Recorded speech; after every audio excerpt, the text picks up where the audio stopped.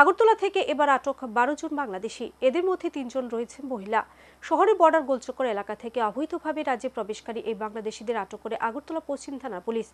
ধৃতদের বিরুদ্ধে সুনির্দিষ্ট ধারায় মামলা নিয়ে তোলা হয় আদালতে।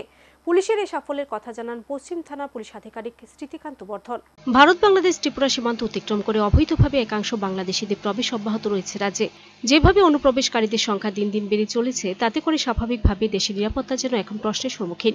সীমান্তের তার কাটা বেড়া অতিক্রম করে দালাল চক্রের হাত ধরে প্রায় প্রতিদিন প্রচুর সংখ্যক বাংলাদেশি রাজ্যের মাটিকে ব্যবহার করে পাড়ি দিচ্ছে বহিরাজ্যে। তাদের একটা ক্ষুদ্র অংশকে পুলিশ জালে তুলতে সক্ষম হচ্ছে। এই অবস্থায় দেশের নিরাপত্তার প্রশ্নে প্রশাসন এবার অনুপ্রবেশকারীদের বিরুদ্ধে কঠোর মনোভাব গ্রহণ করে চলেছে। পুলিশের তৎপরতা এখন প্রায় প্রতিদিনই ধরা পড়ছে অবৈধভাবে রাজ্যে প্রবেশ করা বাংলাদেশিরা। তা আরও একবার লক্ষ্য করা গেল রবিবার শহর আগরতলায়।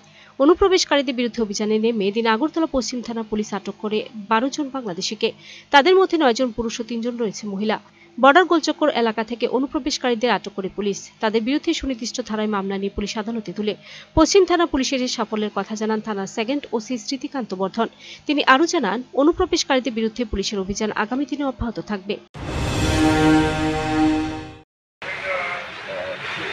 পুলিশ এবং ওই বাংলাদেশ বর্ডার এরিয়াতে, যে রামনগর এরিয়া বর্ডার এরিয়াতে ওয়েস্ট বেসের অন্তর্গত যে বর্ডার এরিয়া আছে, বিভিন্ন জায়গা থেকে আমরা এবং বিএসএফের সহযোগিতায় আমরা 12 জন বাংলাদেশিকে আমরা ধরতে পারছি, সক্ষম হয়েছি আমরা।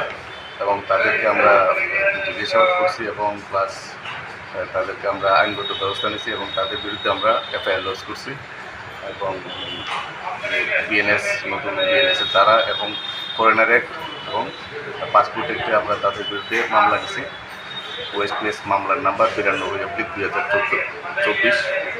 তো আমরা তাদেরকে আজকে আমরা কোর্টে প্রেরণ করতেছি এবং তাদের বিরুদ্ধে আমরা স্ট্রং অ্যাকশন নিতেছি এবং আগামী দিনও এই ধরনের অভিযান জারি থাকবে এবং বাংলাদেশি কোনো ক্ষেত্রে আমরা একদম খাটো করে দেখতেছি না, বিষয়টা আমরা গুরুত্ব সহকারে দেখতেছি।